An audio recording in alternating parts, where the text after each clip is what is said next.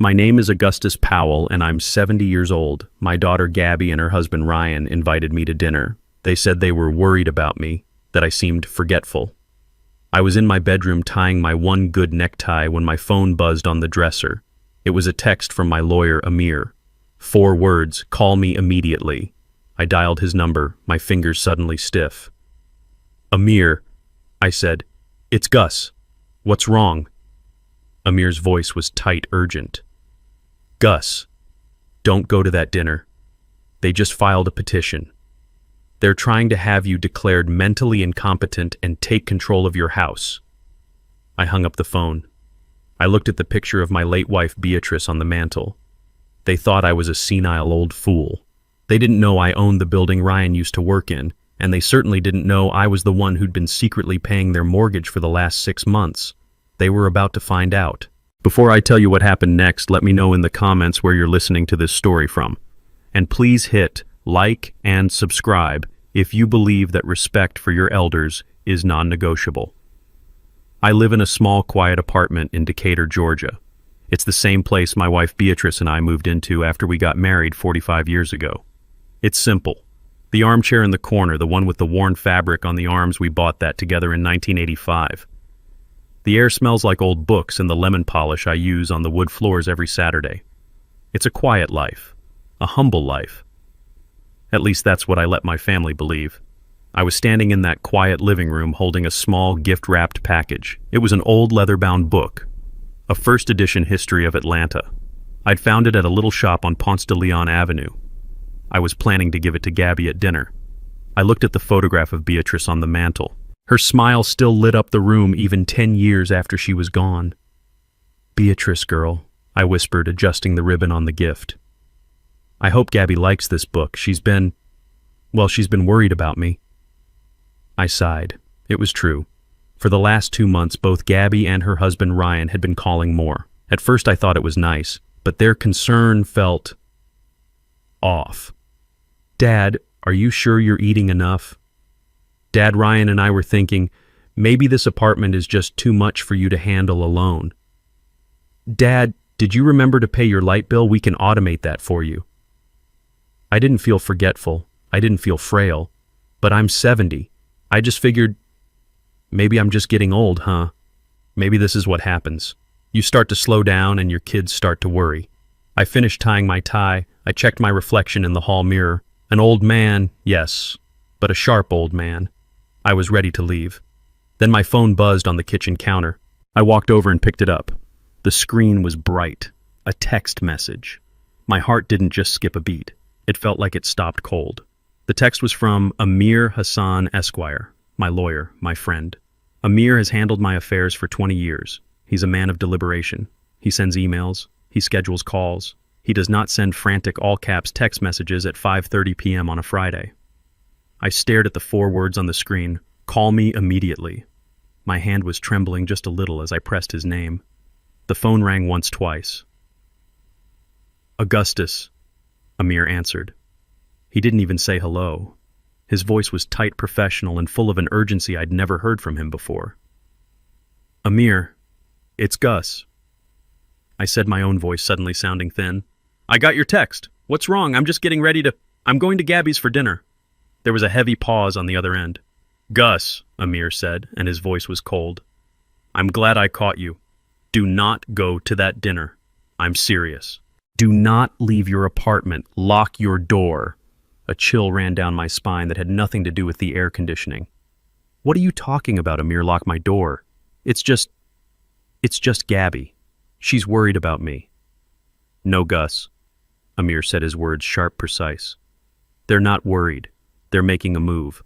30 minutes ago, my office received a courtesy notification from the DeKalb County Probate Court. Your daughter, Gabrielle Powell Sullivan, and your son-in-law, Ryan Sullivan, have filed an emergency petition for conservatorship." The word hung in the air. Conservatorship. It sounded alien. Something you read about in the news, something that happens to celebrities who lose their minds, not to a retired man in Decatur. "Conservatorship," I repeated, my throat dry. "You mean, like, guardianship, like they're trying to take over?"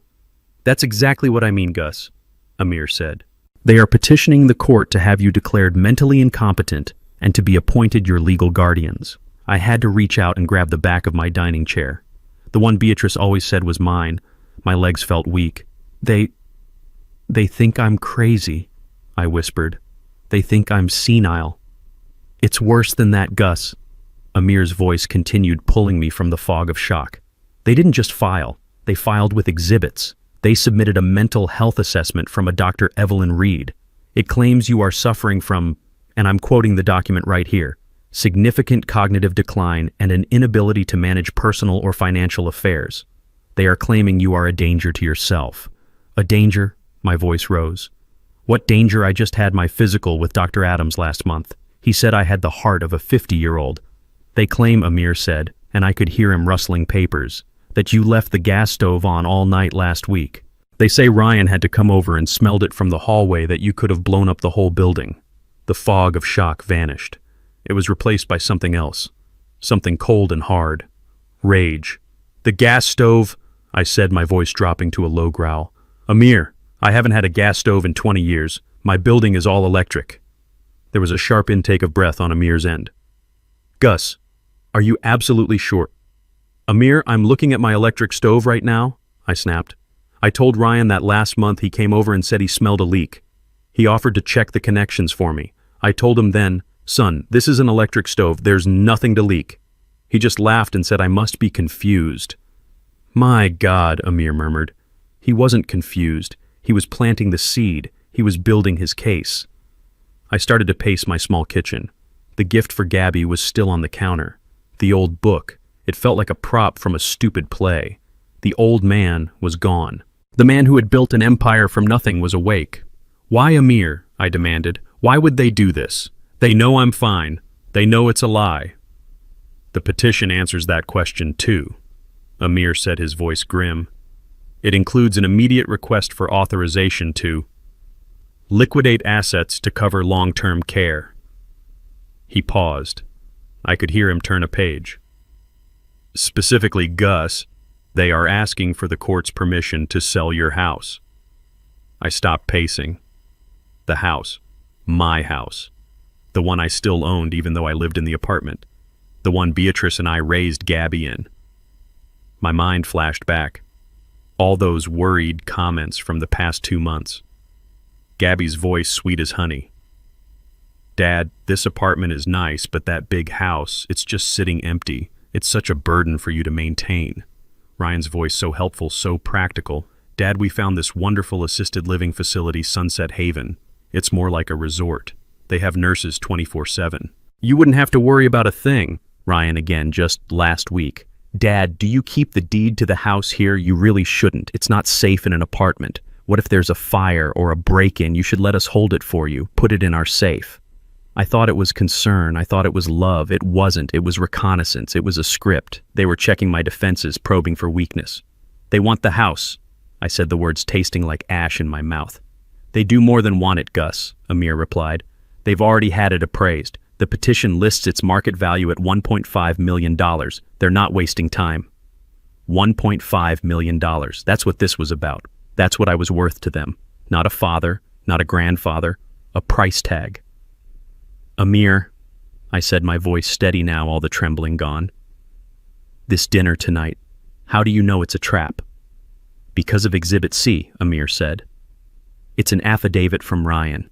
It states, we have arranged a family dinner this evening where a licensed notary public, Ms. Peterson, will be present as an independent third party to witness my father-in-law's agitated and confused state when we present him with options for his care. Gus, they're not inviting you to dinner. They're staging an intervention. They're bringing a witness to document your insanity when you refuse to be put in a home.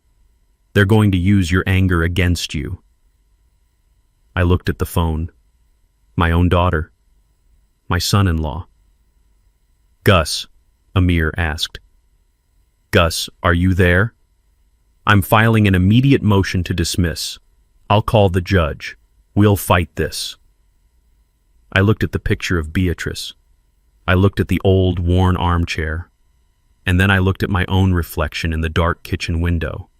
They were expecting a confused, frail old man. They were expecting a victim. No, I said. My voice was quiet, but it filled the room. No, Gus, what do you mean, no? I mean, no, we're not filing a motion to dismiss. Not yet, I said. We're not going to be on the defensive. We're going to attack. Gus, this isn't one of your old business deals. This is probate court. They've already filed. Amir, I interrupted, and the steel that built my life was back in my voice. You investigate Dr. Evelyn Reed. I want to know everything. I want to know where she lives, what she eats for breakfast, and who paid her for that fake report. I want her medical license, Amir. I want it on your desk by Monday. Okay. Okay, Gus. I can do that. But what about the dinner? What are you going to do? I looked at the clock. 5:45 p.m. Dinner was at 7:30. They're expecting a senile old fool, I said, a cold smile touching my lips for the first time. They're not going to be disappointed. I'm going to give them the performance of a lifetime. I hung up the phone. I stood in the silence of my apartment, the old book still in my hand. The trap was set. But they had made one fatal mistake. They forgot who they were dealing with. They forgot who I am. I picked up my phone again. I dialed Gabby's number. It was time to change the plan. Not my plan. Theirs. Gabby, sweetheart, I said, forcing a slightly frail, confused tremble into my voice. It's Dad. I'm so glad you called for dinner, but honey, I'm so sorry. I don't think I can make it all the way to your house in Alpharetta. My legs are just feeling so weak tonight. I heard her let out a little sigh of frustration before she covered it with fake concern. Oh, Dad, are you okay? See, this is what we were worried about. Ryan, Dad says his legs are weak, I heard her whisper to him. She came back on the line. Don't worry, Dad. We'll just come to you. We'll pick up food and come to your apartment. Oh, no, honey, I said, playing my part. I couldn't ask you to do that, and you have your guest coming. It's no trouble. Ryan's voice suddenly boomed on the speakerphone. We'll be there by 7, Dad, and we'll bring Ms. Peterson with us. She's an old friend who wanted to meet you. It'll be perfect. Oh, I said, my voice full of fake relief.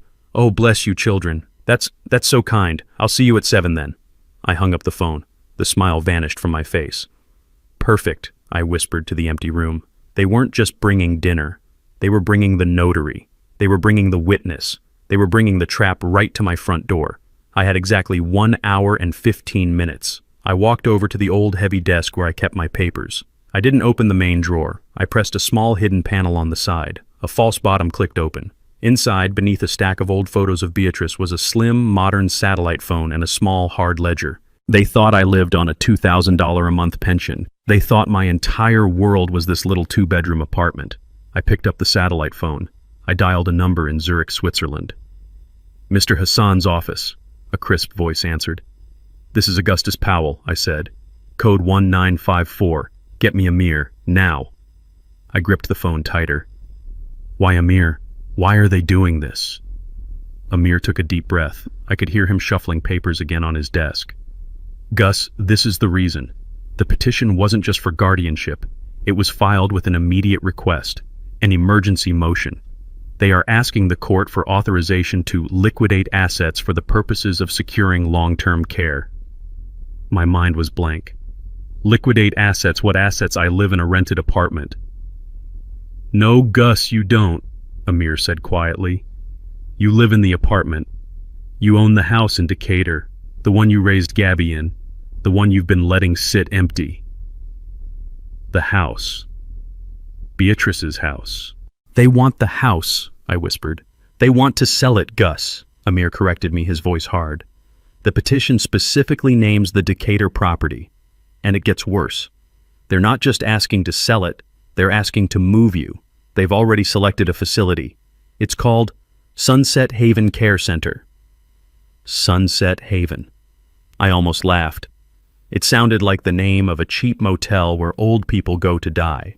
They weren't just trying to steal from me. They were trying to erase me, to lock me away in some beige room with linoleum floors and the smell of disinfectant, also they could cash in on my life's work. The house Beatrice and I built, the walls she painted, the garden she planted, they wanted to sell it. The rage I felt in my kitchen wasn't hot. It didn't make me want to scream. It was cold. It was a heavy, cold stone settling right in the center of my chest. My mind went back, not to the forgetfulness they were inventing, but to the real memories. I remembered Gabby's wedding 5 years ago. The string quartet, the 300 guests, the flowers flown in from Holland. She wanted a fairy tale. I paid for it, $50,000. I didn't blink. She was my only daughter.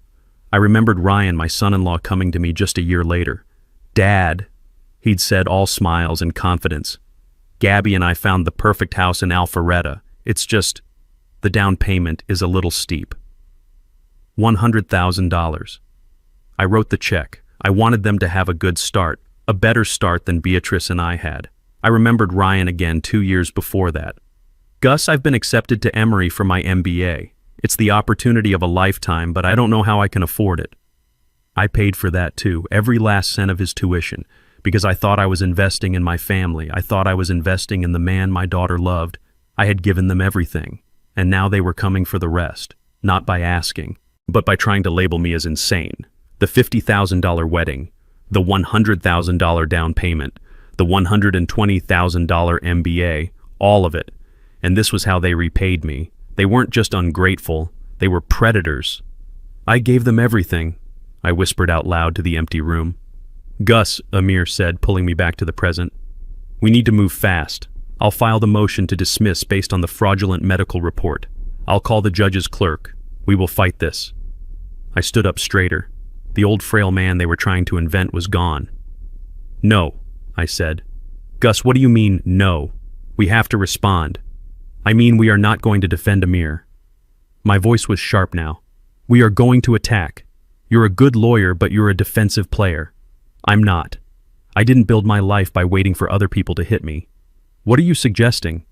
"I'm suggesting you do exactly what I pay you for.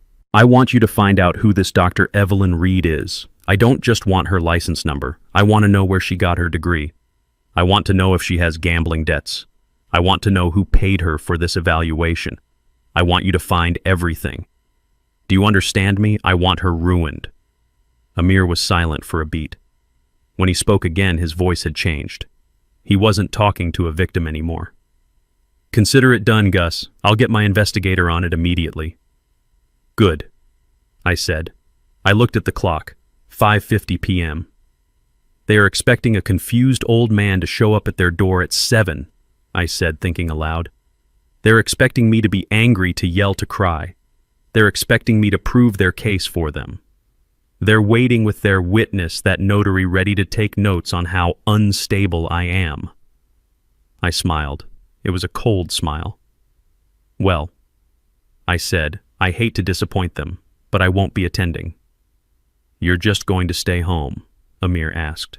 "Oh, I'm not staying home, Amir. I'm just changing the venue."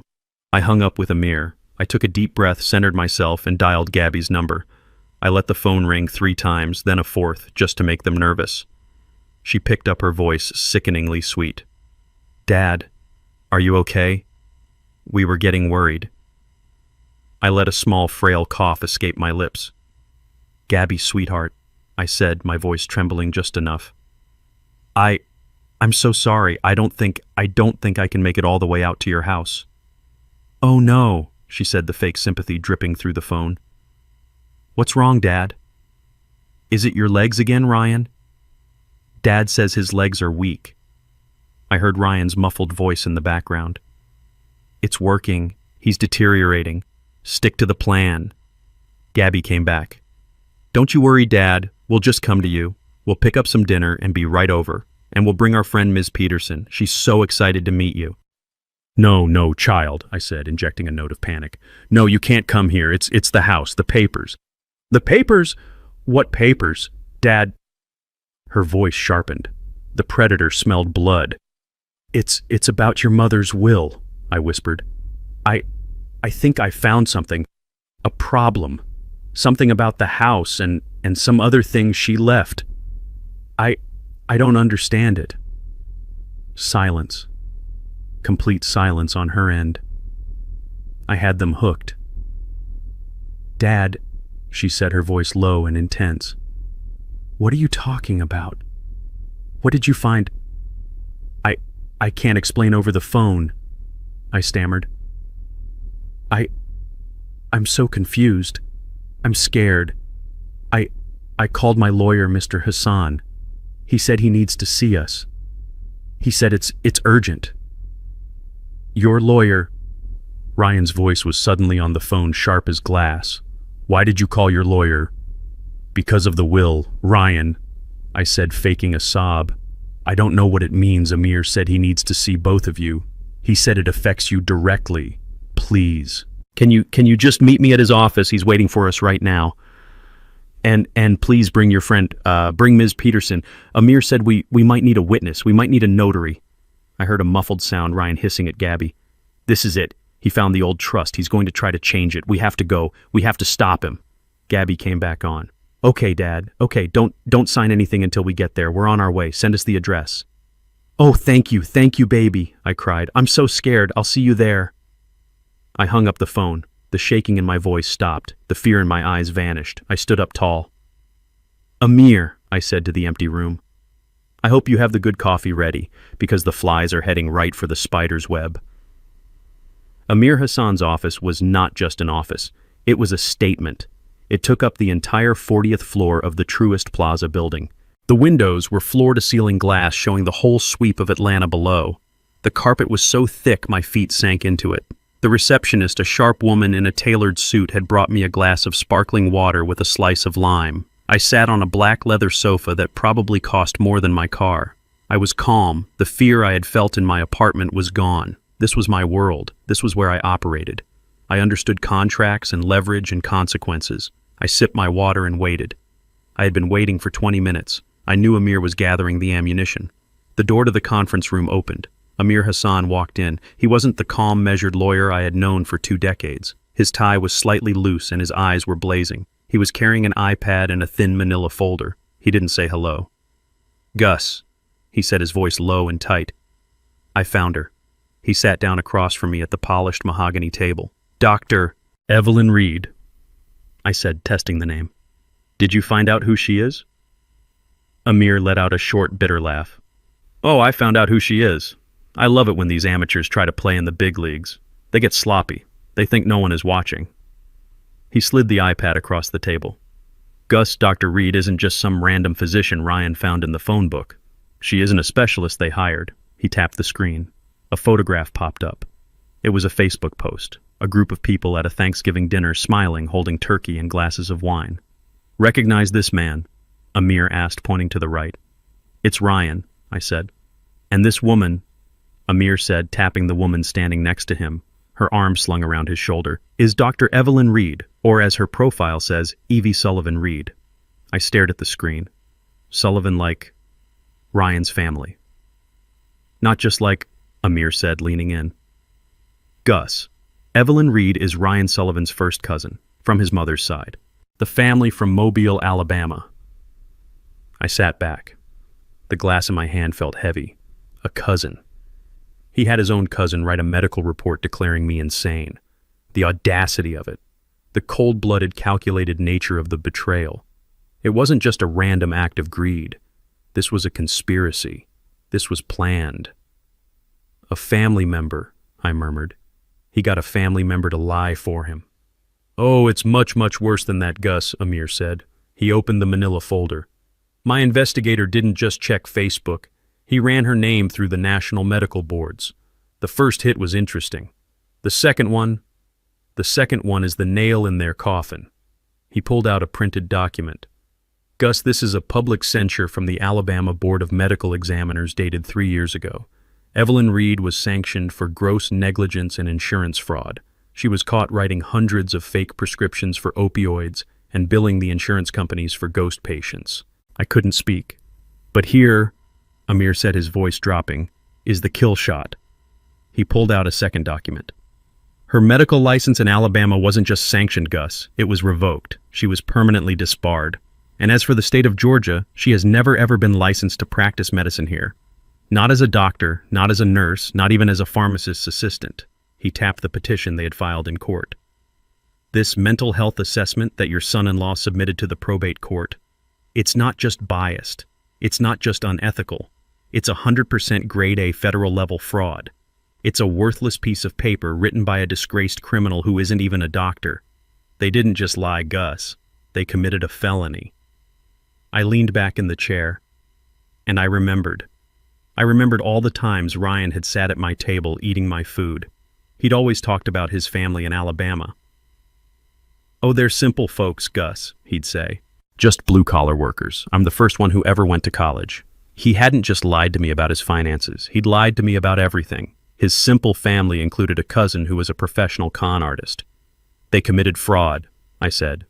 My voice was calm. The rage was gone, replaced by a cold, clear focus.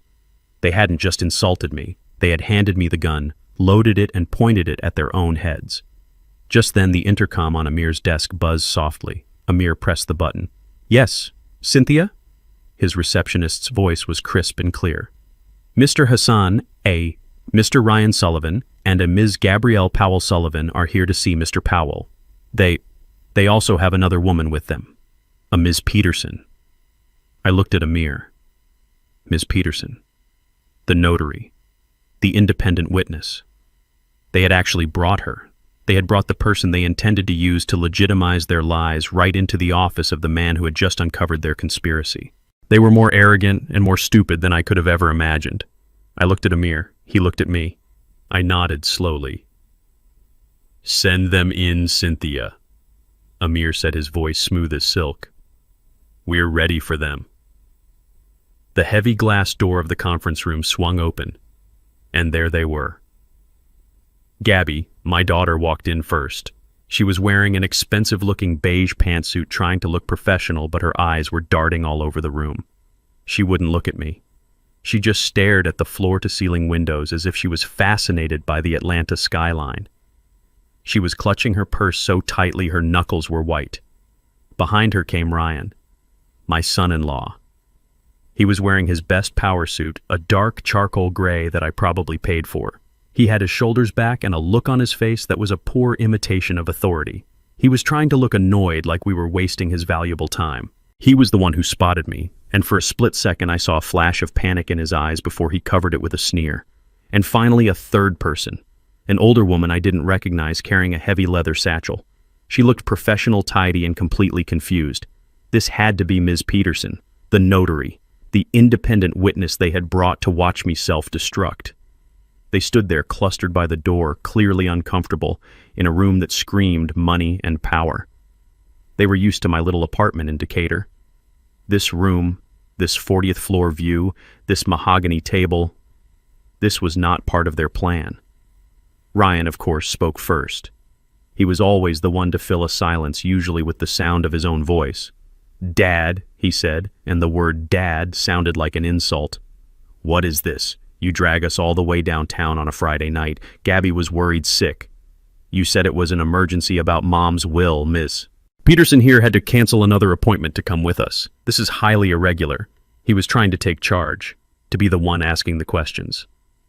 I just smiled, a slow, calm smile. I didn't stand up. I just gestured with my hand to the long row of empty chairs across the table from me and Amir. "Please sit down," I said. My voice was even. "Thank you all for coming on such short notice, especially you, Ms. Peterson. I'm so glad you're here. We absolutely need a witness for this." Gabby flinched at my words. Ryan narrowed his eyes. They sat down stiffly on the edge of the expensive leather chairs. Ms. Peterson sat next to them, placing her heavy bag on the floor and her hands neatly on the table, still looking completely baffled. Ryan leaned forward. "Okay, we're here. What's this about the will?" I looked at Amir. I nodded. Amir, who had been sitting silently at the head of the table, leaned forward. He placed his hands on the thick, unmarked folder that had been sitting in front of him. "Thank you all for coming," Amir said. His voice was smooth, professional, and absolutely lethal. "Mr. Powell called this meeting because my office received some very interesting legal documents this afternoon, documents that involve all of you." Gabby stopped fidgeting with her purse. Ryan's fake annoyance turned into genuine, alert suspicion. "We didn't file any documents," Ryan said too quickly. "Oh, but you did," Amir replied. He opened his folder. He pulled out a stack of papers at least 50 pages thick and dropped it onto the center of the mahogany table. The sound it made in the silent room was like a gunshot. Thwump. Gabby jumped. Ms. Peterson's eyes widened. Amir placed his hand on top of the stack. "Mr. and Mrs. Sullivan," he said, his voice dropping an octave. "We are in receipt of your petition for emergency conservatorship filed this morning with the DeKalb County Probate Court Case number 25P0884. A petition to have my client, Mr. Augustus Powell, declared mentally incompetent and to have you appointed as his sole legal guardians." Utter, absolute, deafening silence. Gabby's face went white. Not just pale. I mean sheet white, like all the blood had drained out of her head. Her mouth opened slightly, and she made a small gasping sound like a fish pulled from water. Ryan was better. I'll give him that. He was a good liar. He didn't gasp. He didn't move. But his jaw clenched. I saw a small muscle twitch just below his ear. His eyes, which had been full of fake bluster, were now cold and hard. He was a rat trapped in a corner, and he knew it. But the best reaction came from Ms. Peterson. Her head snapped back and forth between the papers on the table to Ryan and Gabby, and then to me. "A petition for—" "What?" she asked, her voice sharp with alarm. "Mr. Sullivan, you told me I was coming to notarize a simple family trust amendment. You told me Mr. Powell was fully in agreement. You never said anything about an incompetence hearing." Ryan ignored her. He was staring at Amir. "This is a private family matter. You had no right to interfere." Amir actually smiled. "Mr. Sullivan, when you file a petition to strip a man of his civil liberties and seize his assets, and that man happens to be my client of 20 years, it stops being a private family matter. It becomes my business. And right now, business is booming." The room was so quiet I could hear the air conditioning humming. Gabby looked like she was going to be sick. Her face was ashen and her eyes were wide with terror. She looked from Amir to the papers, to me, and back to the papers. She opened her mouth, but nothing came out. She was trapped. But Ryan was different.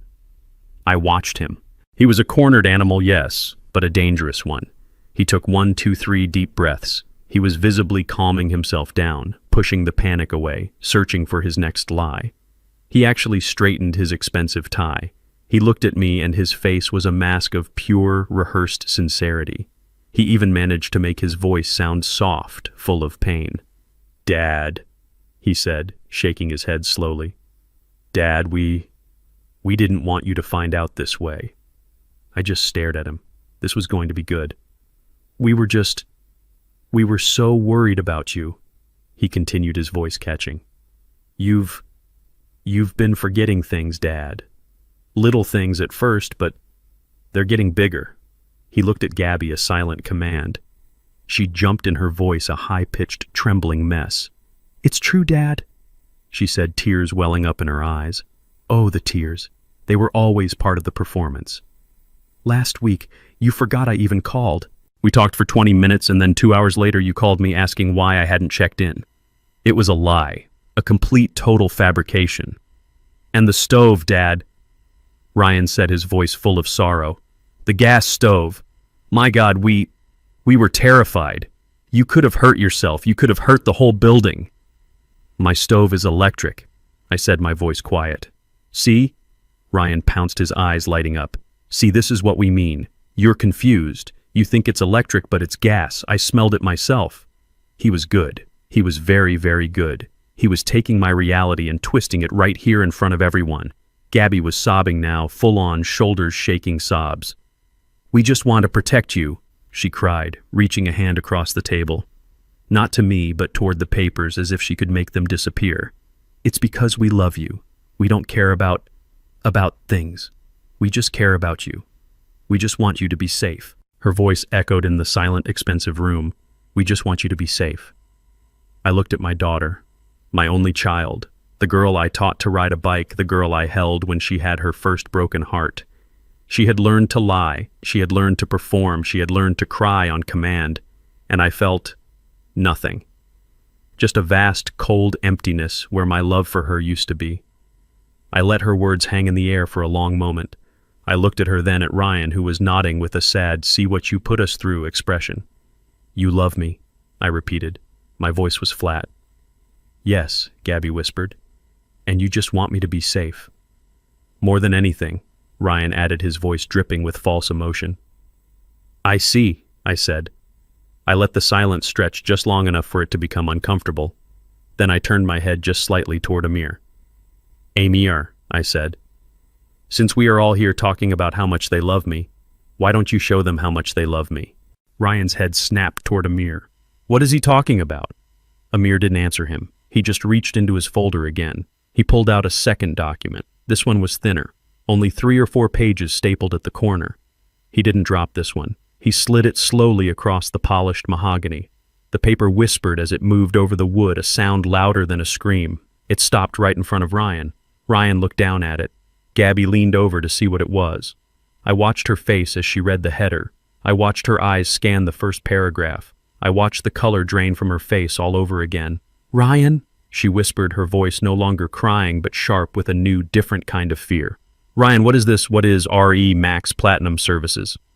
Ryan didn't answer. He was staring at the paper as if it was a snake. Mr. Sullivan, Amir said, his voice polite. Perhaps you can explain it to your wife, or if you'd prefer, I can. Ryan was silent.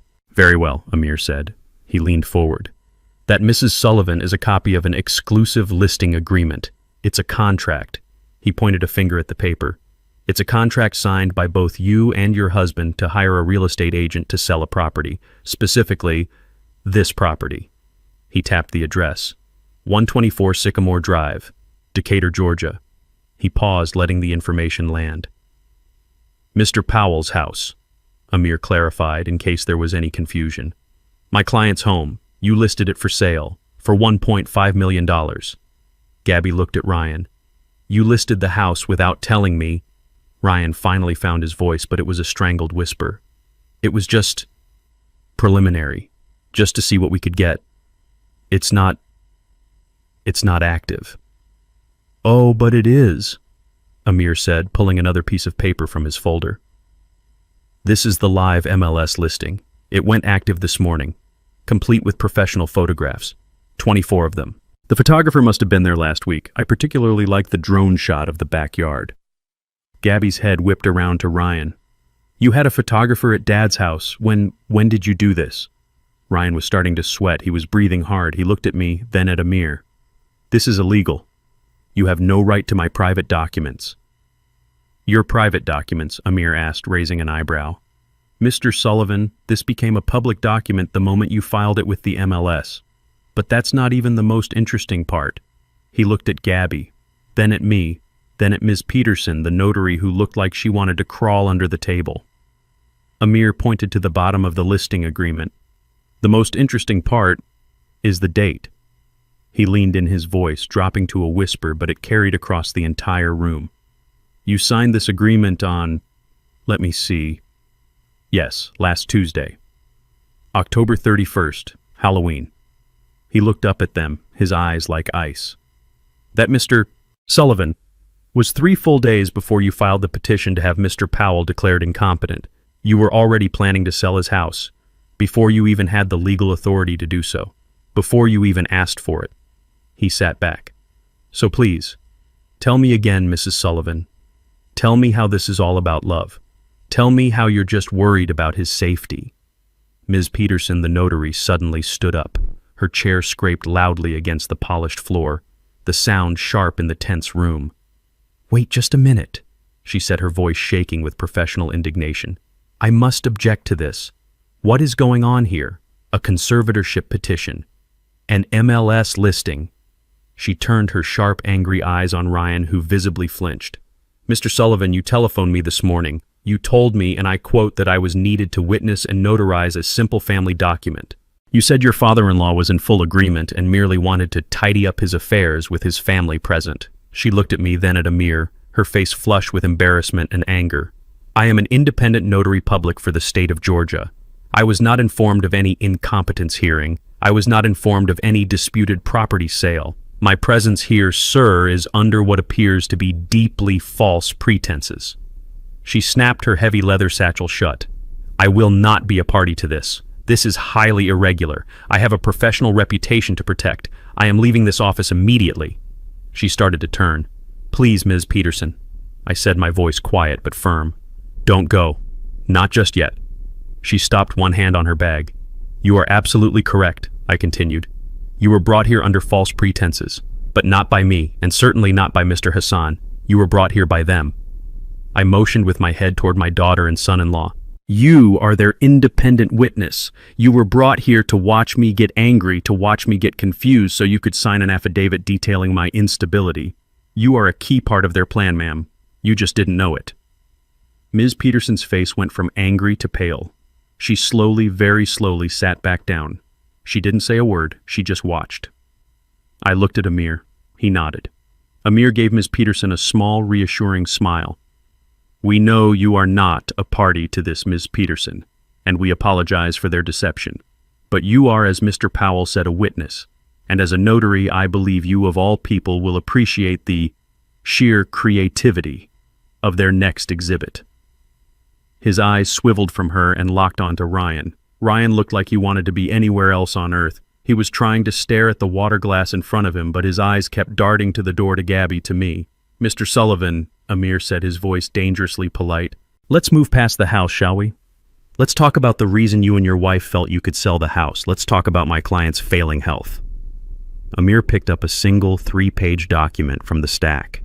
He held it up between his thumb and forefinger as if it were a dirty rag. This is my favorite part, he said.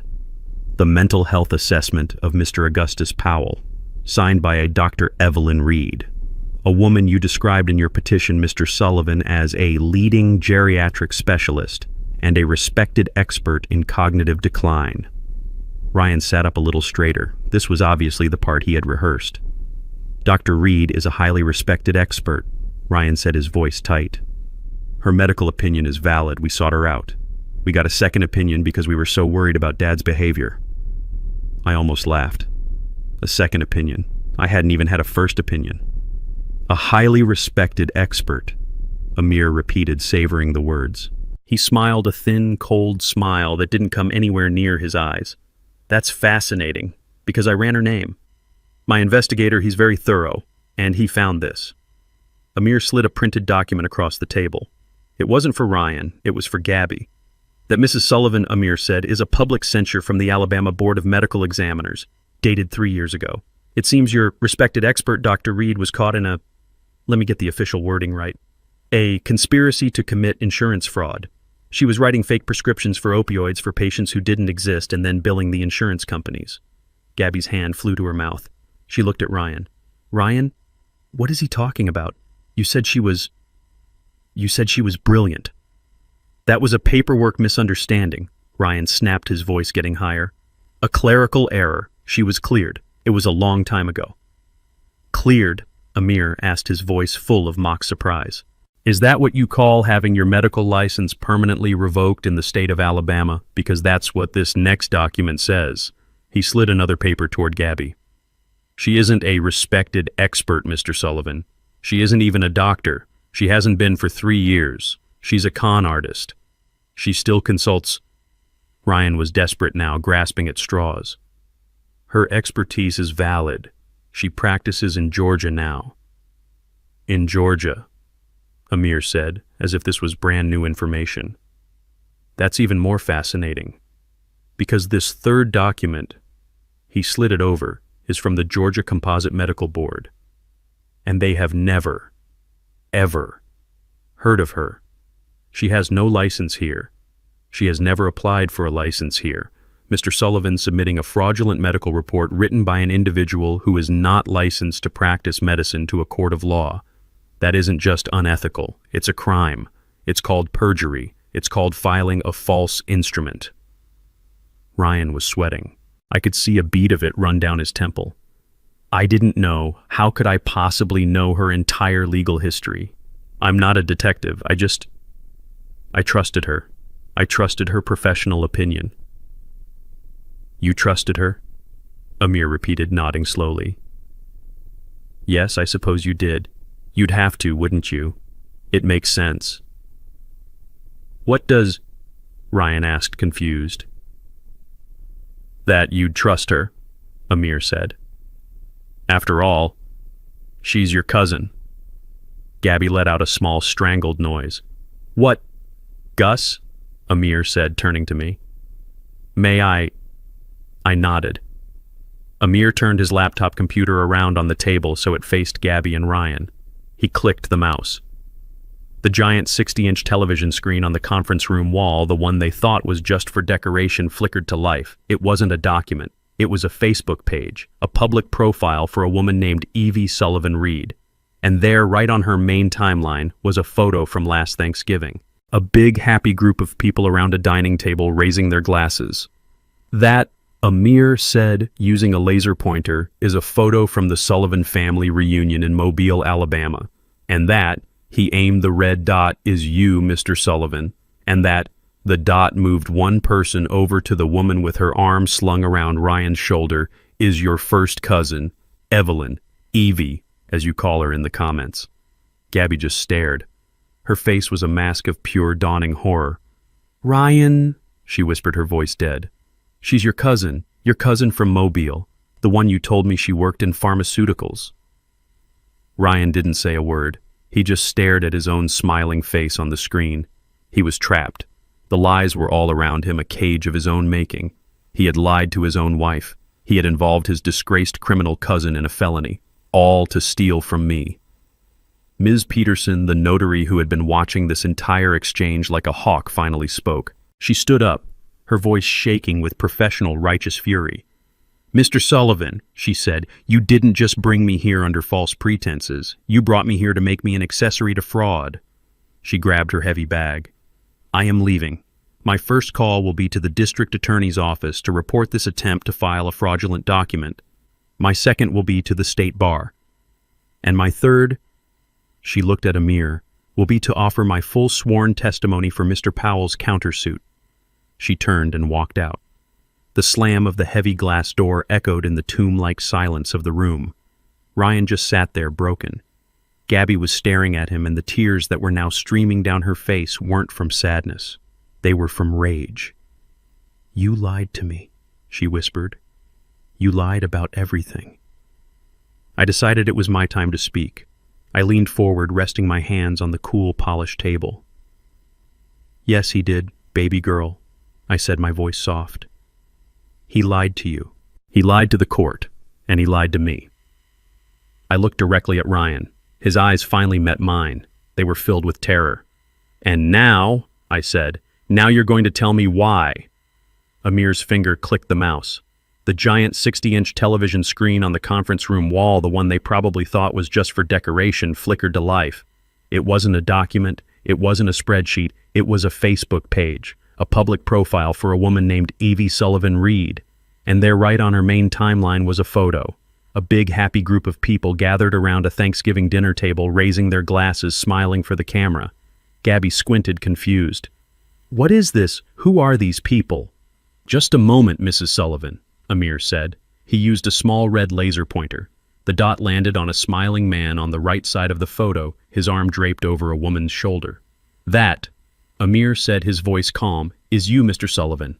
And that, the red dot moved one person over to the woman Ryan was hugging, the same woman from the professional headshot on the fake medical report, is your first cousin.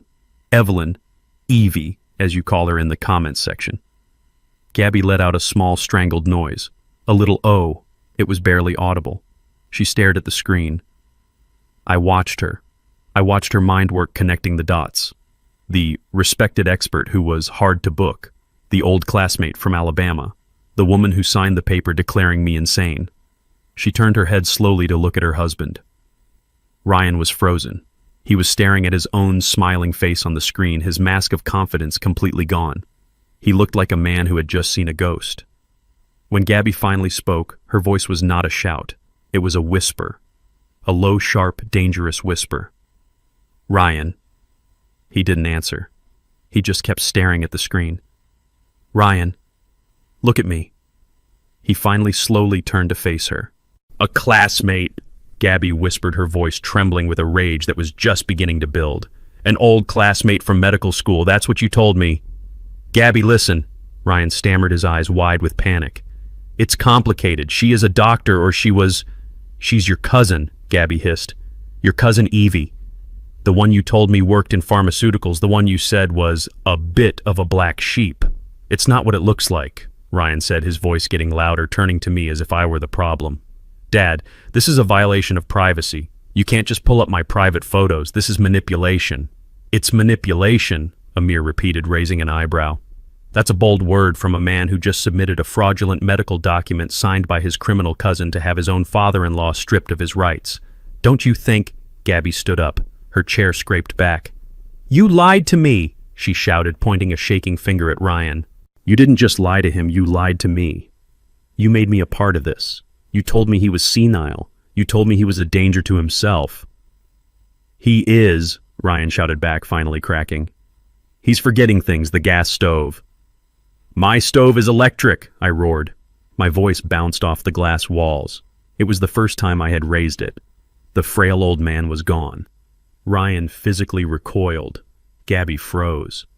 I told you that, I said, my voice dropping back to that cold, dangerous level.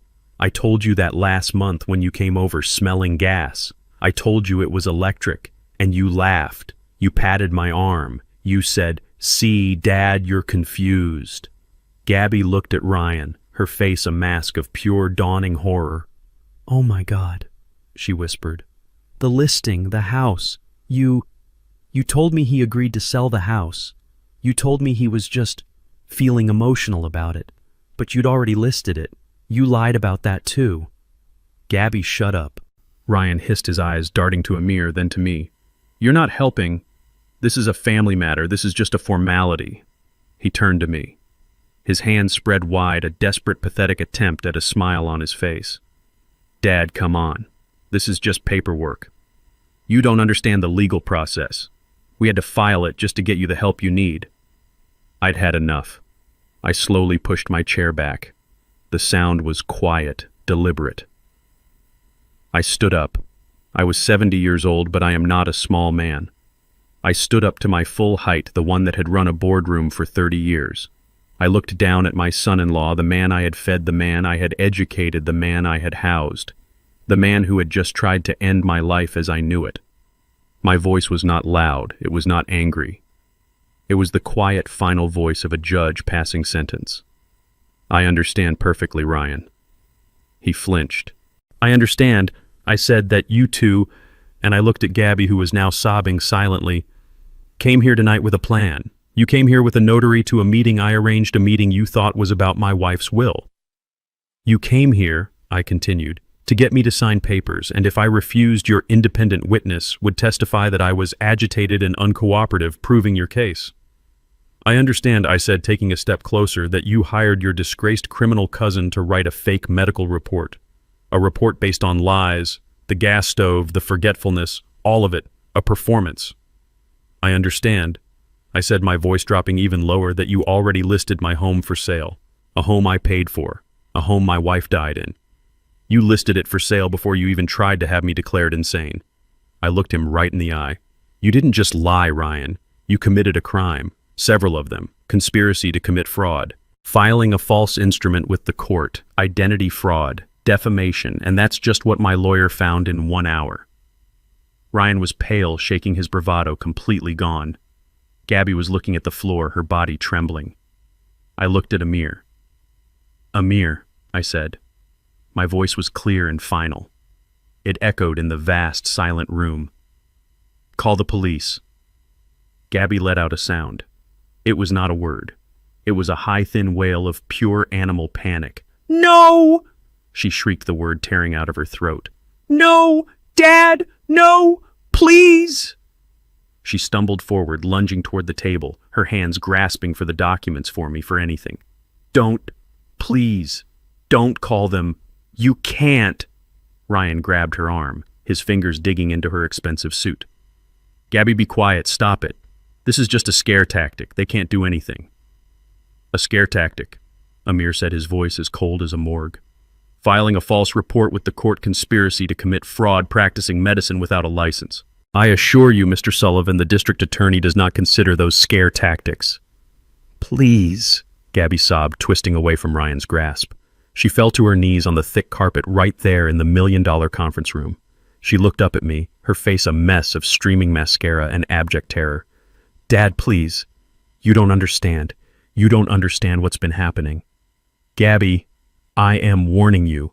Shut your mouth, Ryan hissed, his face pale and slick with sweat. He looked at me desperate. She's hysterical. Dad, you see, this is what we were talking about. She's under a lot of stress. She doesn't know what she's saying. I know exactly what I'm saying, Gabby screamed, rounding on him from the floor. I know that you lied to me. You lied about your cousin. You lied about the house. You lied about everything. She turned back to me, her hands clasped together as if in prayer. Dad, please listen to me. Don't call the police. It wasn't supposed to be like this. Then what? I asked, my voice dangerously quiet. Was it supposed to be like Gabrielle? It was just money, she cried. It was just the money. Ryan closed his eyes. He knew it was over. We didn't know what else to do, she wailed, the words pouring out of her in a frantic, broken torrent. We're in trouble, Dad. We're in so much trouble. I just stared at her. I gave her nothing. No sympathy, no anger. Just cold, empty space. Ryan, she sobbed. Ryan, he lost his job. Dad, he lost his job 8 months ago. I glanced at Ryan. He was staring at the wall. His jaw clenched so hard a muscle was jumping in his cheek. He had been pretending to go to work every day for 8 months, wearing the suits I probably paid for getting in the car I helped him buy, and lying to my daughter's face. He didn't tell me, Gabby cried. He didn't tell anyone. He kept pretending. He kept taking clients to lunch, using the credit cards. He kept saying he was waiting for his big bonus. But there was no bonus. There was no job. There was just nothing. He said he was handling the finances. She continued, her voice rising in hysteria. He said not to worry, and I didn't. I just kept spending, and he did too. He said we had to maintain appearances for his clients. We bought the new car. We went on that trip to Hawaii. She was choking on her own sobs. And then, she whispered, 2 months ago the letters started coming. The red letters. The final notice letters. Dad, we're ruined. Ryan said nothing. He just stood there, a statue of his own failure. How ruined, Gabby? Amir asked, his voice calm, like a doctor asking a patient to describe the pain. $150,000, she whispered. That's just the credit cards. American Express. Visa. All of them. Maxed out. Over the limit. She took a ragged breath. And the house.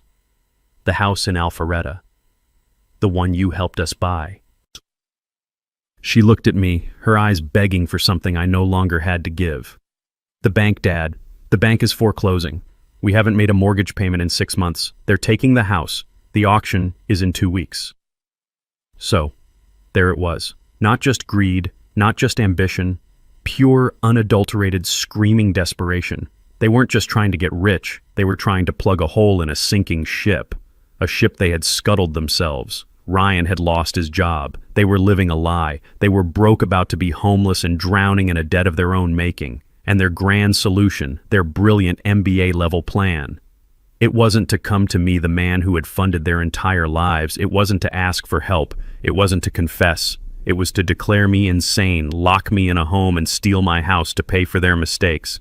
We didn't have a choice, Gabby sobbed, crawling forward on her knees, grabbing the leg of my pants. We didn't have any other choice. Ryan said, he said you'd never help. He said you'd just judge us. He said you'd call him a failure. He said this was the only way to use your assets to protect them for our future. He said it wasn't nice stealing if we were your guardians. He said it was just managing. I looked down at my daughter, my only child, clinging to my leg. Her expensive pantsuit ruined her face, a mask of desperation. She had just confessed. To conspiracy, to fraud, to everything. And in her own broken, twisted mind, she was still trying to justify it. We didn't have a choice, she whispered one last time, as if that pathetic little sentence could undo everything, as if that made it all okay. I looked down at my daughter, my only child, kneeling on the floor of my lawyer's office, clinging to my pants. I didn't feel anger, I didn't feel sadness. I felt nothing, just a cold, vast emptiness. You didn't have a choice, I repeated, my voice flat. Gabby looked up, her face, desperate, searching for any sign of the father she knew. No, we were desperate. You were desperate, I said, nodding slowly. So you needed money. You were about to lose your house, the house I gave you the down payment for. You were $150,000 in debt, because you were living a life you couldn't afford. A life you were never willing to work for. I looked over at Ryan, who was still staring at the wall, his face pale and slick. So you had a problem, I continued, my voice as cold and hard as the glass window behind me. A financial problem. And instead of coming to me, the man who paid for your $50,000 wedding, the man who paid for your $120,000 master's degree, the man who has done nothing but give and give and give to you both since the day you met. I paused, letting the weight of it fill the room. Instead of coming to me as a son comes to a father, you decided to have me declared insane. You decided to forge medical documents. You decided to conspire with a disgraced criminal. You decided to lock me away in a nursing home to die so you could steal my house. I bent down just slightly, forcing Gabby to look me in the eye. You didn't do this because you had no choice, Gabrielle. You did this because you are weak. You did this because you are cowards. And you did this because you thought I was a simple, forgetful old man who wouldn't fight back. I straightened up. I looked at Ryan. You, Ryan, I said. You're the one with the MBA I paid for. You're the finance guy. You stood in my small apartment, the one I've lived in for 40 years, and you judged me. You looked at my old furniture, you looked at my simple clothes, and you wrote me off. You thought I was just a poor old man living on a pension. Wasn't that the plan? A confused old fool with a house he didn't deserve? Ryan stammered, his lips pulling back in a grimace. No, Dad, I just... Amir, I said, cutting him off. I turned to my lawyer, who was watching the entire scene with a look of cold satisfaction. I think it's time we corrected that misunderstanding. I think it's time you showed my family who I really am. Show them. Gabby stopped crying. She looked up confused. Ryan frowned. Show us what are you talking about?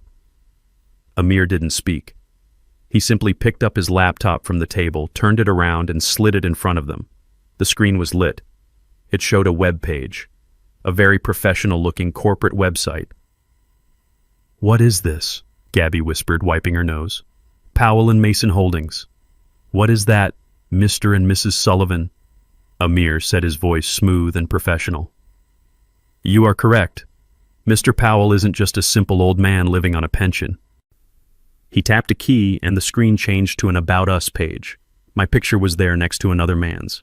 You are looking at Augustus Gus Powell, Amir continued, the sole proprietor, silent founding partner, and majority shareholder of Powell and Mason Holdings, a commercial real estate firm based right here in Atlanta. Gabby and Ryan just stared blank-faced. The name meant nothing to them. Amir smiled. No, I suppose you wouldn't have heard of it. Mr. Powell values his privacy. But perhaps you've heard of its assets. He clicked the mouse. A new slide appeared. A portfolio. The Piedmont Tower downtown, Amir asked politely. The Buckhead Plaza complex. The twin office parks on Peachtree Dunwoody Road. The land under the shops at Alpharetta. Gabby's hand went to her mouth again. Ryan's eyes widened. He knew those names. Powell and Mason Holdings, Amir said, currently owns or manages 14 Class A office buildings in the metro Atlanta area. Mr. Powell's estimated personal net worth based on current valuations is approximately $28 million. Ryan made a short, sharp gasp. Gabby just stared.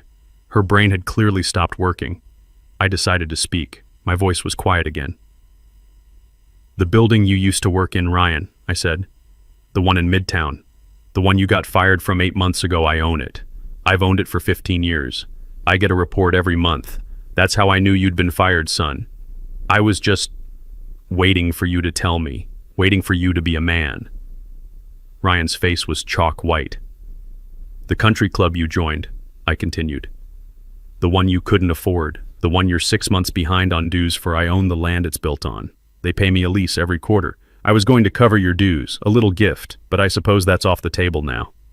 I looked at Gabby. My pension isn't $2,000 a month, baby girl. My monthly dividend income from my investments is closer to $200,000. And then I delivered the final fatal blow. You said you're losing your house, the one in Alpharetta, that the bank is foreclosing and the auction is in 2 weeks. Ryan nodded, dumbstruck. No, it's not, I said. It's not. Because I've been anonymously paying your overdue mortgage payments for the last 6 months. I've been paying them through a trust. I was trying to protect you. I was trying to give you time to come to me, to get your act together, to be an adult. I leaned forward, my voice dropping to a whisper. But you were too busy. You were too busy conspiring with your criminal cousin. You were too busy trying to declare me insane. You were too busy trying to steal from the one man in the world who was secretly, desperately trying to save you from yourselves. Ryan and Gabby were completely paralyzed. They just sat there frozen in the expensive leather chairs. The air in the conference room was so thick and heavy it felt like you could drown in it. I watched them. They weren't just scared. They were broken. I could see the exact moment the full scope of their stupidity hit them.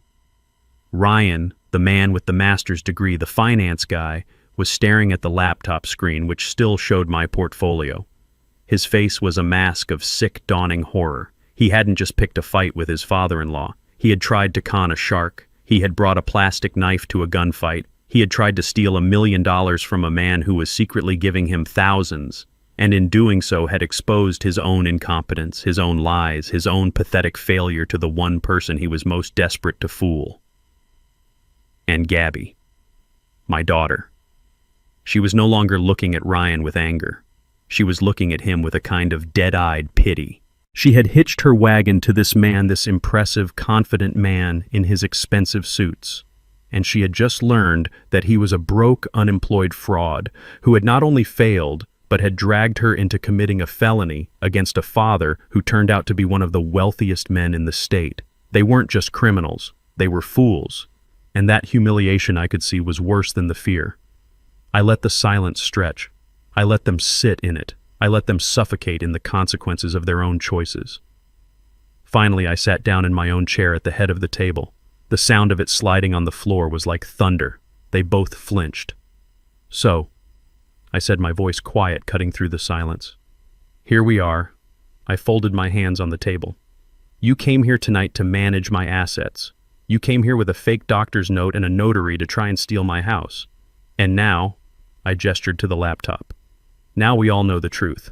Gabby started to open her mouth, probably to apologize again, to beg. I raised one finger. Don't speak, Gabrielle. It's my turn to speak, and it's your turn to listen. She closed her mouth. As I see it, I said, looking from her to Ryan, we have 2 paths forward from this exact moment, 2 and only 2, and you will not be choosing. I will. I held up one finger. Path number 1. It's the simplest. It's the cleanest. I turned to my lawyer. Amir, if I chose path number 1, what would happen? Tell them. Tell them exactly what would happen right now. Amir, who had been watching silently, straightened his tie.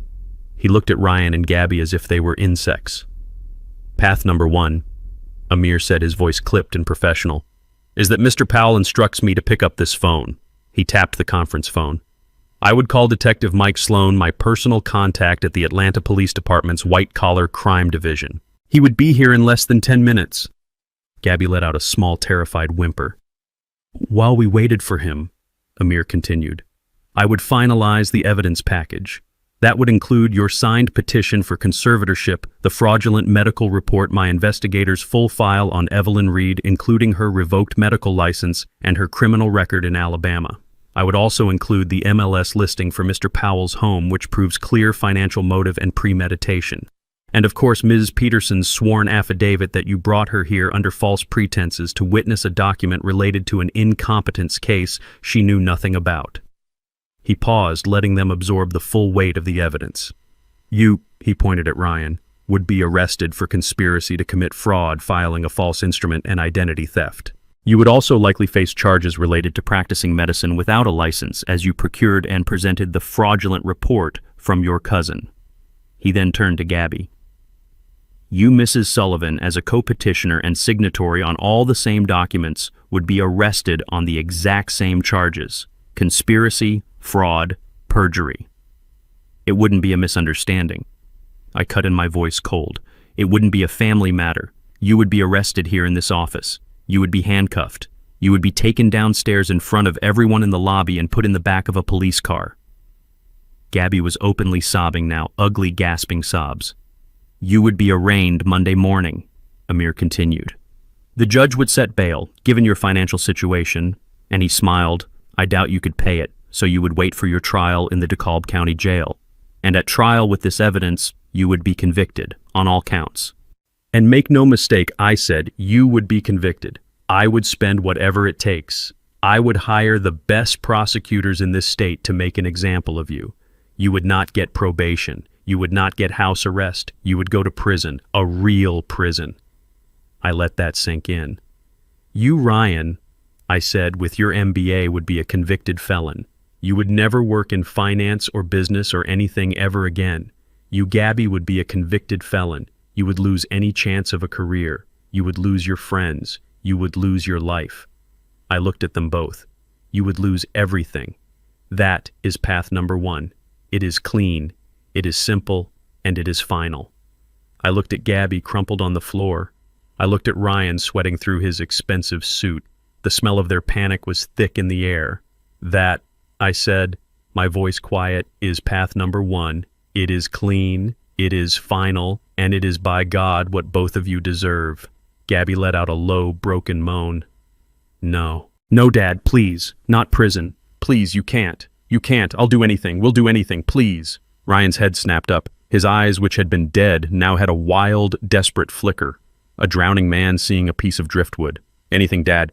Anything. You said there were two paths. What's path number two? We'll take it. We'll take path number two. I almost smiled. Of course he would. I sat down, lacing my fingers together on the polished table. Ah, yes, I said. Path number two. You should listen very carefully to this one, because it's not forgiveness. Forgiveness. I looked at them, letting the words sink in, is what I was giving you for the last 6 months every time I paid your mortgage while you were busy plotting my financial and mental ruin. Forgiveness is what I gave you when I paid for your wedding, your house, and your education. That is over. Forgiveness is off the table forever. Path number two, I said, is not mercy. It is a business arrangement. It's a severance package. It is the terms of your complete and total excision from my life and my finances. It is my generous offer to let you walk away from this table instead of being dragged out in handcuffs. I looked at Amir. He was already opening his briefcase. He knew this part was coming. But this offer is only good, I said, if you agree to all of my conditions. Not some of them, all of them, right here, right now, in this room. Ryan nodded his head, bobbing up and down too fast. Yes, okay, anything. What is it? One, I said. Amir has drawn up some new documents. Amir slid 2 identical thick legal papers across the table. He slid them past the evidence, past the laptop, and placed them neatly in front of Ryan and Gabby. What is this? Gabby whispered, her hands shaking so badly she couldn't pick it up. That, Amir said, is an irrevocable renunciation of executorship, inheritance, and all power of attorney. You will sign it. Right now. Ryan's eyes scanned the first page. This says we give up all rights to your estate. We give up everything. That's right, son, I said. You will legally, finally, and forever renounce any claim to my estate. You will renounce any future inheritance no matter what. You will renounce any right to act as my power of attorney. And I leaned forward. Most importantly, you will renounce under penalty of perjury any and all right to ever make a medical decision on my behalf ever again. I looked them both in the eye. You wanted to have me declared incompetent, fine. As of tonight, you will not have the legal standing to even ask a nurse what my temperature is. You will be in the eyes of the law complete and total strangers. I looked at the notary. Ms. Peterson, I apologize again for the deception these two used to get you here. But since you are here, I would be most grateful if you would stay to notarize these signatures. I will of course pay you for your time. She looked at Ryan and Gabby with pure contempt, then looked at me and knotted her lips a thin, angry line. It would be my pleasure, Mr. Powell. I pushed a pen toward them. Sign it. They scrambled for the pen. I watched their hands tremble as they signed away their inheritance, as they signed away their connection to me forever. Good, I said, as Ms. Peterson put her official stamp on the papers. Condition 1 is complete. 2, I continued. The house in Alpharetta, the one you are being foreclosed on, you will sell it. Not next month, not next week. Amir will appoint a liquidator for you on Monday morning. You will list it for whatever price he says, and you will accept the first reasonable cash offer. You will be out of that house in 30 days. Ryan started to speak. But our things, the market is, I don't care about your things, Ryan, I snapped. And I don't care about the market. You will sell it. That is the condition. 3, I said. From the proceeds of that sale after the bank is finally paid what it is owed, the first check you write will be to me for $100,000. You will repay me the down payment I gave you. Gabby let out a small pained sound. But Dad, after the mortgage and the penalties, there won't be anything left that will take everything. Yes, I said. That is correct, Gabrielle. That is the point. You will not profit from this. You will walk away with absolutely nothing, which I promise you is infinitely better than what you were planning for me. 4, I said, looking at Ryan. You will get a job. And I don't mean networking at the country club I own the land for. I don't mean consulting out of your spare bedroom. I mean a job, a W-2, one that pays a salary, one that you go to every single day. You're a smart man. You have an MBA that I paid for. I'm sure someone will hire you. Maybe Starbucks. I hear they have excellent benefits. The look of pure humiliation on his face was satisfying. And you too, Gabby, I said, turning to my daughter. Your days of being a socialite and running errands are over. You will work, you will get a job, you will contribute. You will learn perhaps for the very first time what it feels like to earn $1 instead of just spending $1. They just nodded, completely beaten. And 5, I said. This was the last part, and it was just for her. I looked at my daughter. This one is just for you, Gabby. You will go into therapy, real professional clinical therapy, with a real doctor, one that I approve, and you, I added, will find a way to pay for it.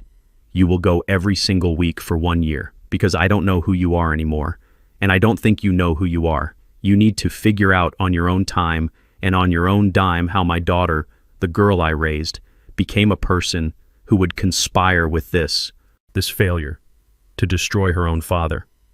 I stood up. Those are the terms. Path number 2. You sign, you sell, you pay, you work, you heal. You start your life over from nothing. I looked at Amir.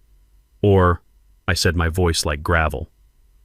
We can go back to path number 1. Amir still has the police on speed dial.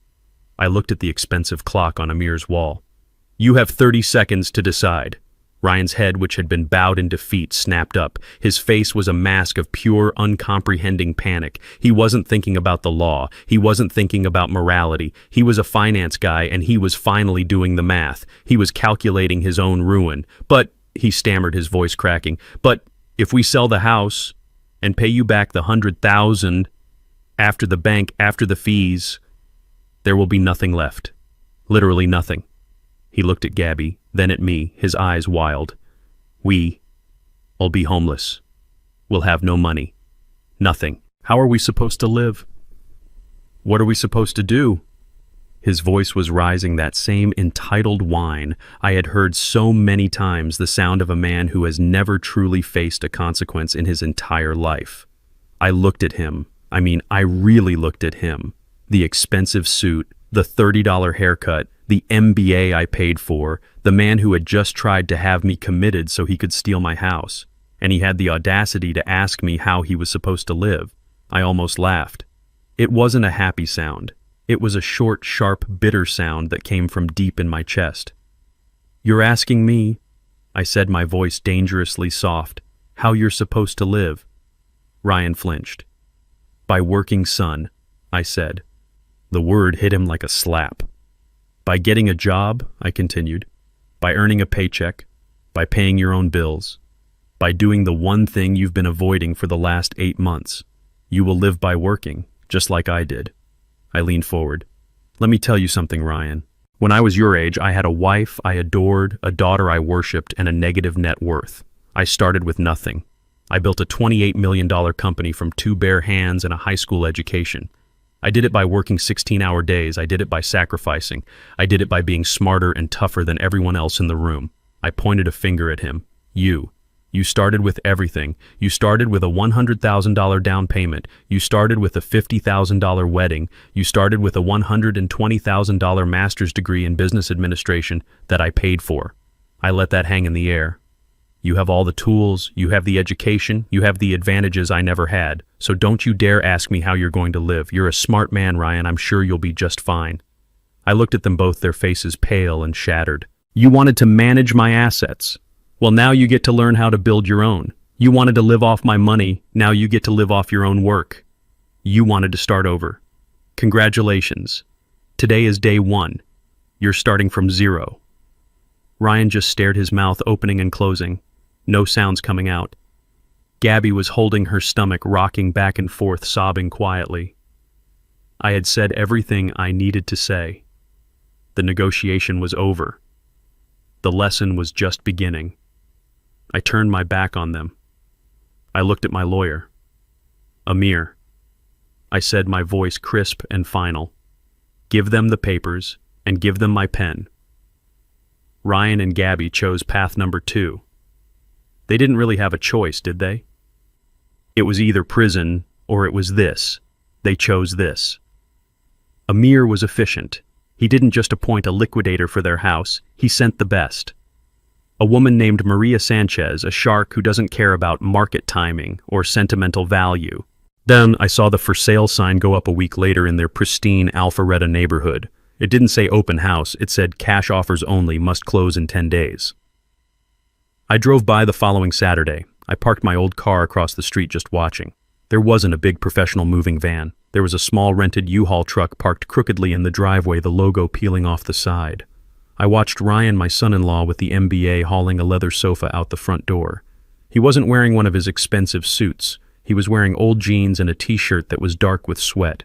He stumbled on the stairs. He looked small. He looked weak. And he looked angry. I watched Gabby, my daughter, carrying a cardboard box labeled kitchen. She wasn't crying.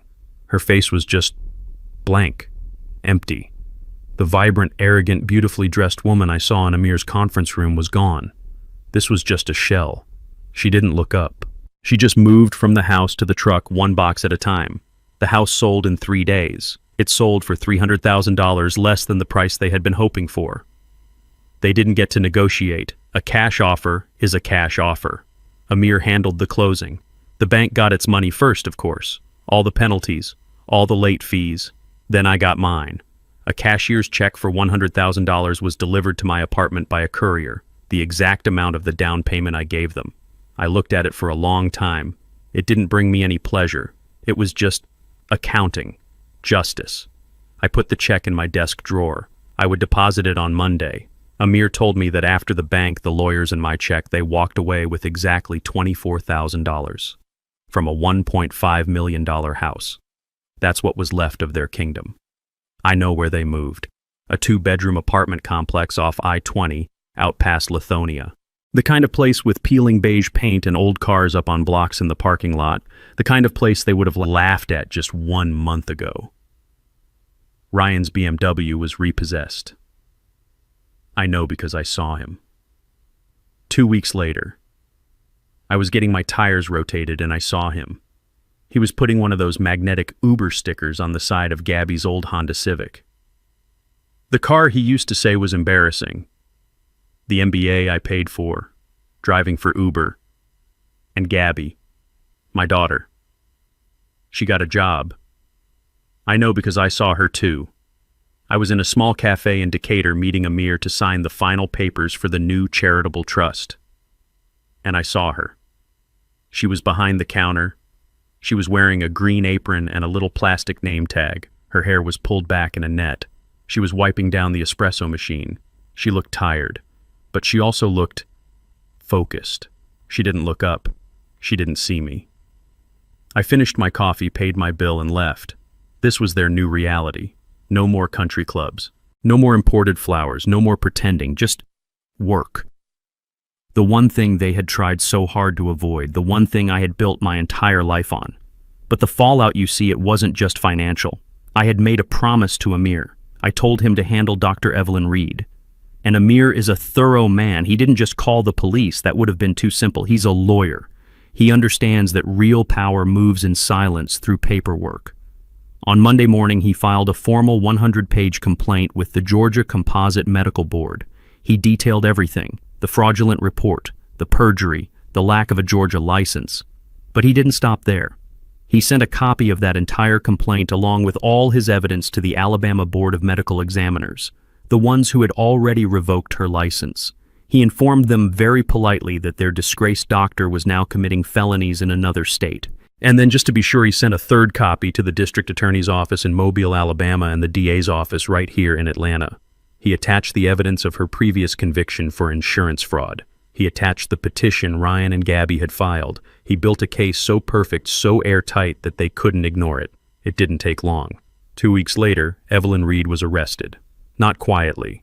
She was arrested at the little wellness clinic she was running out of a strip mall. In front of her patients, she was charged with practicing medicine without a license conspiracy to commit fraud and perjury.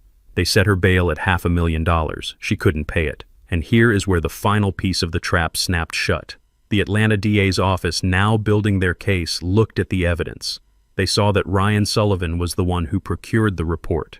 He was the one who filed it. He was the co-conspirator. But Evelyn, his cousin, was claiming he was the mastermind. She claimed he coerced her, that he blackmailed her into writing the report, threatening to expose her past if she didn't. So Ryan had a choice. He could go to trial as a co-defendant with his cousin and risk being convicted as the ringleader, or he could accept the DA's offer. He chose the offer. I read the transcript from the hearing. Ryan Sullivan had to stand up in a court of law under oath and testify against his own cousin. He had to tell the entire world on the public record how he had conspired with her to have his senile father-in-law committed. He had to admit in his own words that it was all a lie, that he did it to get his money. He had to say it all just to save himself from a prison sentence. Evelyn Reed was found guilty. The judge, seeing her long history of fraud, was not kind. She'll be in prison for at least 10 years. And Ryan Sullivan, he wasn't charged. He walked free. But he walked out with something worse than a prison record. He walked out as a known perjurer, a man who threw his own family under the bus to save himself. He was free, but his name was toxic. No company in Atlanta, no bank, no financial firm would ever hire him again. He was done, and he had done it all to himself. I went back to Amir's office the following Monday. The air was calm. The battle was over. Now it was time to salt the earth. Amir had the new documents ready, a stack of them thick and heavy. My new last will and testament, a new revocable living trust, a durable power of attorney, a healthcare directive. My old will was simple.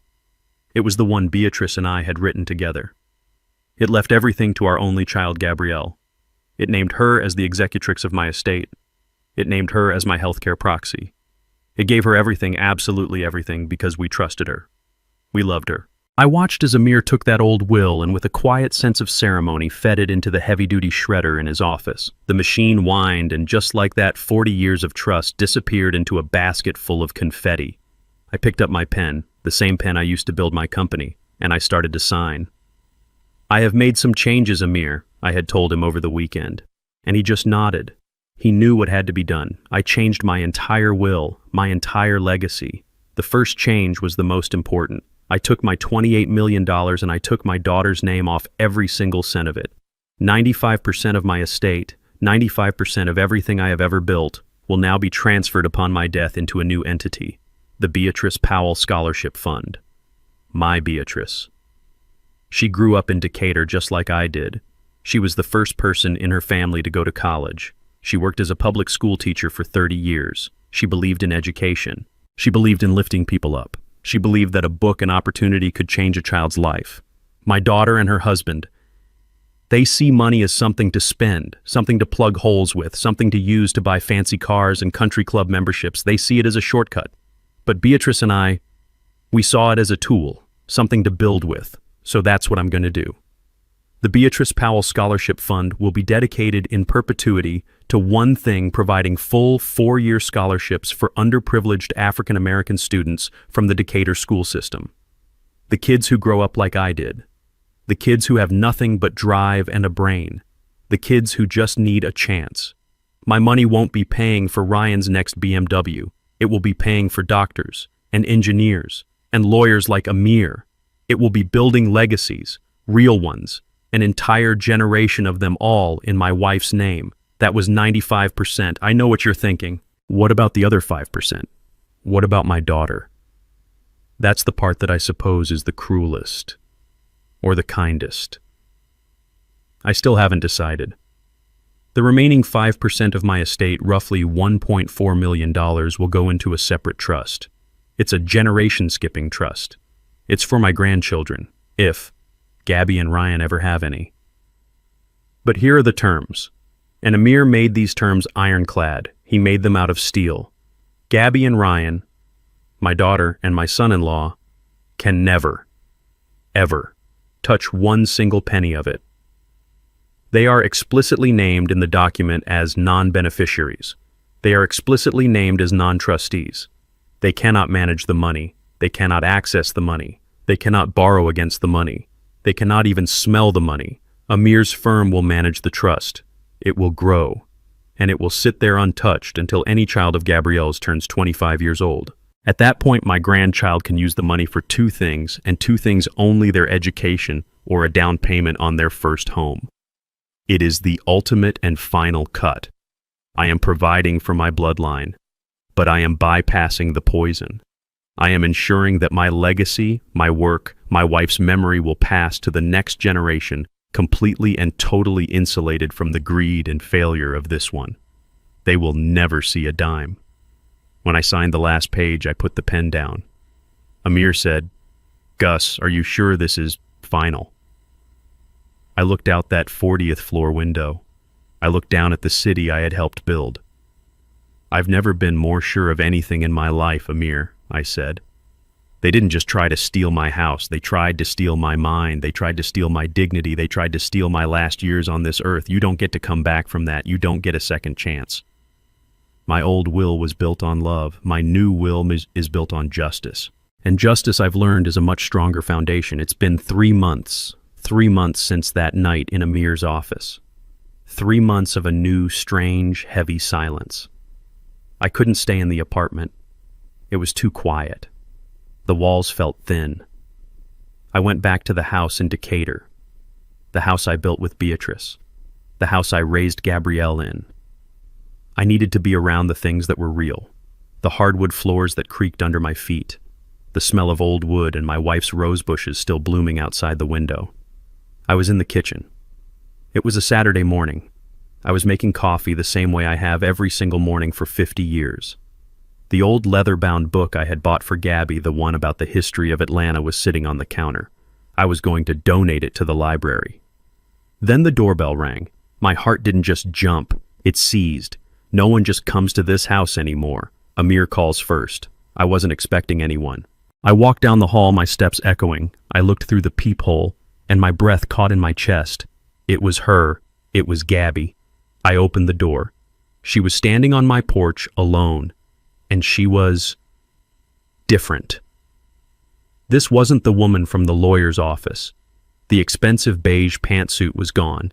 The Italian leather bag was gone. The perfect arrogant mask was gone. She was wearing simple blue jeans, a plain white t-shirt, and a pair of old sneakers. Her hair was pulled back in a simple ponytail, no expensive highlights. She looked like the girl I used to know. Before Ryan. Before the money. She looked tired. She looked thin. And she looked terrified. "Hi, Dad," she said. Her voice was a whisper. I just looked at her. I didn't speak. I didn't know what to say. What is there to say? "Can I come in?" she asked, her eyes pleading, looking at my feet, not at my face. "Just for a minute." I stepped aside. I didn't say yes. I just moved. She walked past me. I didn't smell expensive perfume. She just smelled like soap. She walked into the living room she grew up in and just stood there. She looked at the old sofa, at her mother's photograph on the mantel. She was clutching a simple canvas tote bag to her chest like a shield. You're living here again," she said. It wasn't a question. "It's my house," I replied. My voice was flat. I wasn't going to make this easy for her. I wasn't going to do anything for her. She nodded, swallowing hard. "Dad, I just wanted you to know." She was looking at her hands now. "I started therapy, like you said. The condition. Path number 2. I watched her. There was no sign of a lie, no performance. She was just stating a fact. And I got a job. She continued, her voice so low I had to strain to hear her. It's just part-time. Stacking books at the county library. It doesn't pay much. But it's quiet. And Ryan? I asked. My voice was cold. She flinched when I said his name. He's driving, for Uber, at night. We moved, we had to. We're in a small apartment, over in Chambly. I just nodded, once. Good, I said. That one word. Good. It was all I gave her, and it was like a dam broke. Her face, which had been so tight and controlled, just crumpled. The professional mask, the angry mask, the terrified mask, they all fell away. And she was just Gabby. She started to cry. Not the loud, hysterical, theatrical sobs I heard in Amir's office. These were the other kind. The quiet, broken, ugly, hopeless tears of someone who has truly lost everything. Dad, she whispered, the tears streaming down her face. Dad, I'm so sorry. She didn't move toward me. She didn't try to hug me. She just stood there breaking apart in the middle of her childhood living room. I'm so sorry. I know it's too late. I know I destroyed everything. I know you'll never trust me again. I know what I did. She took a ragged, shaking breath. I know what he did. And I let him. I went along with it because I was weak, and I was greedy, and I was a horrible, horrible daughter. She was looking at me now, her eyes red and raw. I just wanted you to hear me say it. I'm not asking for money. I'm not asking you to help. I'm not asking for anything. I needed you to know. I'm sorry, Dad. I'm so sorry for what I did to you, for what I tried to do. I looked at my daughter, the woman standing in front of me, and I realized I was right. The girl I raised was in there somewhere, buried under all the lies, the debt, the ambition, the weakness. She was still there, and she was right. It was too late. It was too late for the old life. It was too late for the blind trust I used to have. It was too late for the girl who used to sit on my lap and the father who thought she was perfect. That person was gone. That relationship was dead. The shredder in Amir's office had taken care of that. I didn't hug her. I didn't say, it's okay. I didn't say, I forgive you. Because I didn't. Not yet. Maybe not ever. I just looked at her standing there shaking, waiting for me to throw her out. I turned. I walked past her to the kitchen. I picked up the old coffee pot. Sit down, Gabby, I said. She looked up, her eyes wide and confused. What? I said, sit down. I gestured to the old kitchen table, the one where she used to do her homework. This is going to take a long time. I took down a second coffee mug from the hook, the one that used to be Beatrice's. Let's talk, I said, my voice rough.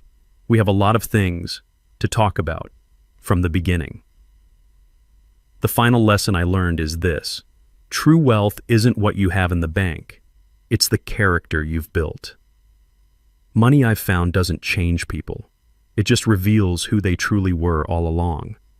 My family saw my humility as weakness and my simplicity as poverty.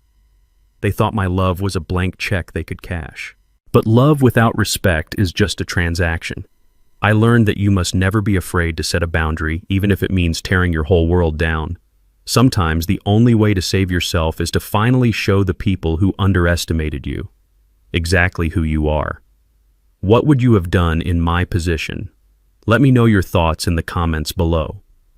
And please don't forget to like this video and subscribe to the channel for more stories just like this one.